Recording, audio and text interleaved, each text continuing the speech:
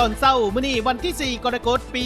2025นี่อยู่ที่สโมสรของเมืองสองคอนแขวงสวรรณเขตไม่ได้จัดพิธีประกาศซับซ้อนแต่งตั้งพนักงานนำพาคุ้มครองของเมืองหลายตำแหน่งทิศพันกับการประดับเหรียญการละนึก70 ปีของคณะเลขาธิการศูนย์กลางภาคให้กับบรรดาสหายที่มีผลงานดีเด่นและมีคุณงามความดีในการปกปักรักษาและสร้างสรรค์พัฒนาประเทศชาติโดยได้รับเกียรติเข้าร่วมจากสหายลิ้นทองบุญธรรมลีเลขาคณะบริหารงานพรรคเมืองสองคอนและก็มีบรรดาสหายห้องเลขาพรรคเมืองห้องเจ้าเมืองคณะประจำพรรคเมืองกรรมการพรรคเมืองเลขาคณะพรรคข้างคานเลขาคณะหน่วยภาคหัวหน้าคณะของการองค์ข่างเมืองประธานองค์ประธานกลุ่มบ้านทั้ง10กลุ่มบ้านและก็มีทั้งอดีตคณะพรรคคณะนำของเมืองพนักงานปฏิบัติอาวุโสบำนาญได้เข้าร่วมซึ่งในพิธีครั้งนี้แม้ได้มีการประกาศซับซ้อนแต่งตั้งพนักงานนำพาคุ้มครองของเมืองหลายตำแหน่งคือได้ประกาศแต่งตั้งสหายกองคำแสนบุตรลาดกรรมการพรรคเมืองเป็นประธานสหพันธ์กรรมบาลเมืองสองคอนแต่งตั้งสหายบุญทเวียงบุภาวงศ์คณะประจำพรรคเมืองเป็นหัวหน้าคณะจัดตั้งเมืองสองคอนและก็ได้แต่งตั้งสหายนางเครือคำชัยวงศ์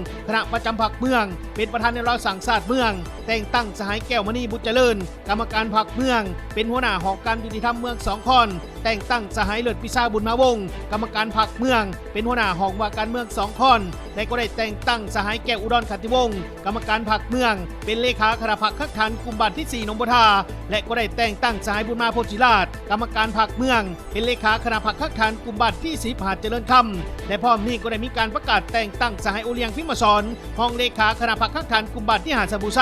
เป็นว่าการเลขาคณะพรรคคักขันประธานกลุ่มบ้านที่หาดสะบูไซ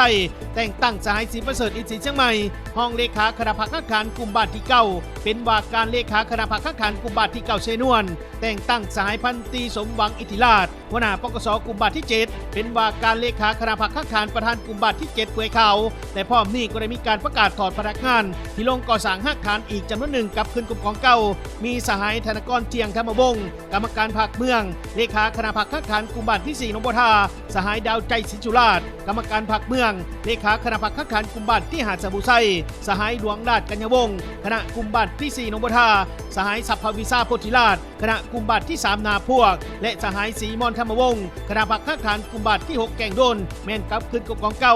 ซึ่งในโอกาสที่มีความหมายความสำคัญนี้ก็ยังได้มีการประดับเหรียญการละนึก70 ปีของคณะเลขาธิการศูนย์กลางภาคให้กับบรรดาสหายบรรดาท่านที่มีผลงานดีเด่นและมีคุณงามความดีในการปกป้องรักษาและสร้างสรรค์พัฒนาประเทศชาติซึ่งเป็นครั้งที่2สืบต่อจากครั้งที่1ในจำนวน95สหายยิ่ง8สหายซึ่งให้เกียรติประดับเหรียญการละนึก70 ปีของคณะเลขาธิการศูนย์กลางภาคในครั้งนี้โดยแม่นสหายลิ้นทองบุญธรรมลีเลขาคณะบริหารงานพรรคเมืองสองคอนได้ประดับและมอบให้อย่างสมเกียรติ